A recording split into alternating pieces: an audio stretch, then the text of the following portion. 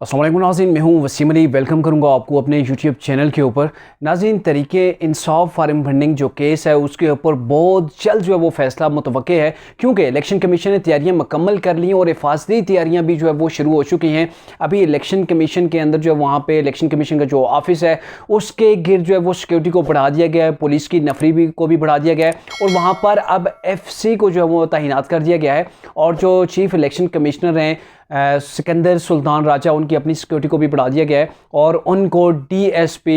जो है वो सिक्योरिटी ऑफिसर के तौर पर उनके साथ जो है वो तैनात किया गया है। तो ये सारी चीज़ें इसलिए की जा रही हैं, उस फैसले के पेश नज़र की जा रही हैं कि तरीके इंसाफ के खिलाफ अगर ये फैसला आता है फॉरेन फंडिंग केस के अंदर, अगर उसके अंदर कुछ सख्ती होती है या फैसला जो कुछ ज़्यादा टाइट होता है तरीके इंसाफ के लिए, और चूँकि तरीके इंसाफ के जो लीडर्स हैं, इमरान खान भी ज़ाती तौर पर ये कह चुके हैं कि अगर फॉरेन फंडिंग का केस जो है वो हमारे खिलाफ आया तो हम सड़कों के ऊपर जो है वो लोगों को निकालेंगे, अपने वर्कर्स को निकाल देंगे, फिर वर्कर्स जाने और इलेक्शन कमीशन जाने।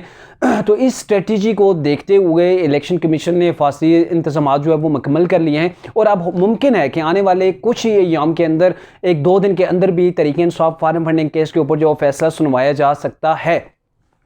अब ये जो फैसला है, चूँकि सबको पता है कि तरीके इंसाफ ऐसी जमात है जो इस चीज़ के ऊपर बिलीव करती है कि मारो, मर जाओ, जलाओ, गिराओ। जैसे कि आपने पहले भी देखा कि शेख रशीद ने कैसे जो है वो धरने के अंदर अपने वर्कर्स को उकसाया था, इमरान खान ने खुद कैसे लीड किया था अपने वर्कर्स को और उनके ज़रिए से पार्लियामेंट PTV के ऊपर जो है वो हमले करवाए थे। अब इन्हीं चीज़ों को पेश नज़र रखते हुए इलेक्शन कमीशन ने अपनी सिक्योरिटी को जो है वो टाइट कर लिया है। अब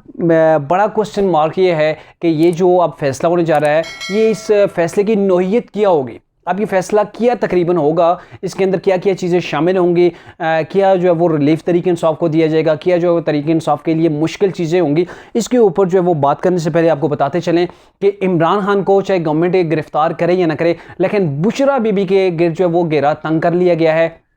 पहली ऑडियो जो आई थी फराग होगी की, और उसके बाद फिर जो बुशरा बीबी की जो ऑडियो जो है वो लीक हुई है, उसके बाद इनके गिर्द जो है वो घेरा तंग किया गया है और ये कोशिश की जा रही है कि बुशरा बीबी, फराग होगी और फराग होगी की जो हस्बैंड है एहसन जमील गुजर, उनके गिर्द जो है वो घेरा तंग करके वहाँ से करप्शन की चीज़ों को जो है वो बरामद किया जाए, निकाला जाए और फिर उसके बाद जो है वो एक्शन किया जाए। और इसी सिलसिले के अंदर फराग होगी जो बुशरा बीबी हैं, उनके भाई हैं अहमद मुश्तबा, उनके ऊपर सरकारी ज़मीनों के ऊपर कब्जे का एक केस है। एंटी करप्शन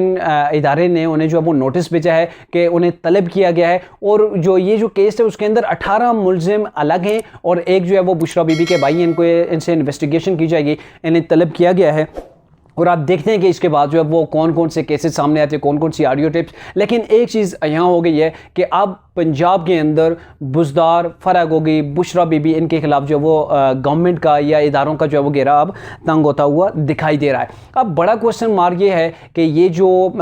इलेक्शन कमीशन जो फैसला करने जा रहा है, इसके अंदर तरीके इंसाफ के खिलाफ जो किस नौइयत का ये फैसला होने जा रहा है और इसके अंदर जो बड़े चांसेस हैं उसके अंदर ये भी हो सकता है कि ये इनके जो बाहर से जो पैसा आया है, जो मनी ट्रायल जो इनका हुआ है और उसके अंदर जो है वो ममनुआ फंडिंग जो है वो ये सामने आई है और उसके अंदर 32 करोड़ का भी जिक्र है, जो कहां से आए, कैसे आए और फिर कहां खर्च किए गए, इस चीज़ का कोई इल्म नहीं है। बहुत से जो है वो कई दर्जन के हिसाब से करीब जो है वहाँ इनके अकाउंट जो है वो सामने आए हैं, जिनको इलेक्शन कमीशन के अंदर तरीके इंसाफ ने जो है वो डिक्लेयर नहीं किया था।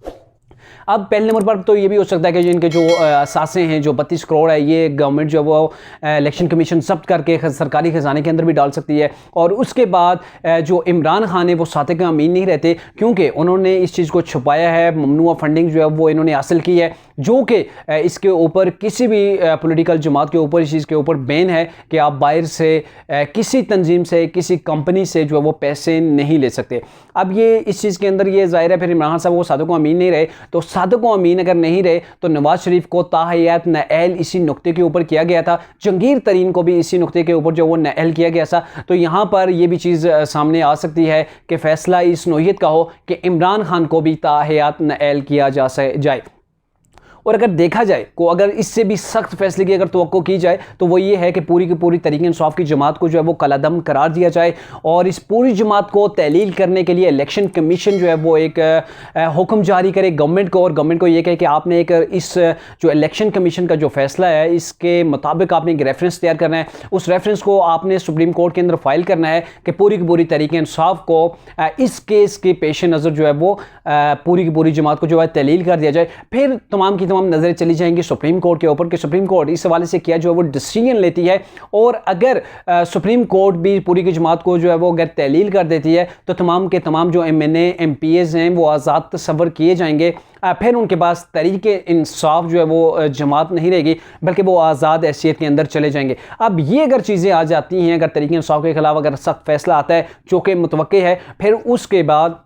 तहरीक इंसाफ अपने वर्कर्स को सड़कों के ऊपर निकालेगी, हर जगह मार्च होंगे, जलाओ गिराओ वाली बातें भी हो सकती हैं। और अगर ऐसा होता है तो इमरान खान मजीद मुश्किल के अंदर जो है वो फंस सकते हैं, क्योंकि उन्होंने पहले ही इदारों को टारगेट किया है, गवर्नमेंट को टारगेट किया है, इदारों को भी अपने खिलाफ कर लिया है और बहुत से उनके ऊपर ऑलरेडी केसेस भी जो है वो बने हुए हैं। और अगर मजीद कुछ ऐसा करते हैं तो इमरान खान के लिए मजीद मुश्किल हो जाती है, क्योंकि एक तरफ तो उनकी पार्टी को जो है वो अगर तहलील कर दिया जाता है, दूसरी जन्म उनके सामने पंजाब के अंदर इलेक्शन था, फिर इलेक्शन जो है वो क्लीन स्वीप हो सकता है पंजाब के अंदर, जो कि बड़ा ज़रूरी इलेक्शन है इमरान खान के लिए भी, क्योंकि अभी पंजाब के अंदर मुस्लिम लीग नून को सिर्फ 9 वोट चाहिए और अगर 9 वोट से कम होते हैं तो फिर मुस्लिम लीग नून के लिए पंजाब असम्बली के अंदर अपनी जो है वो गवर्नमेंट को बरकरार रखना काफ़ी जो है वो डिफ़िकल्ट हो जाएगा।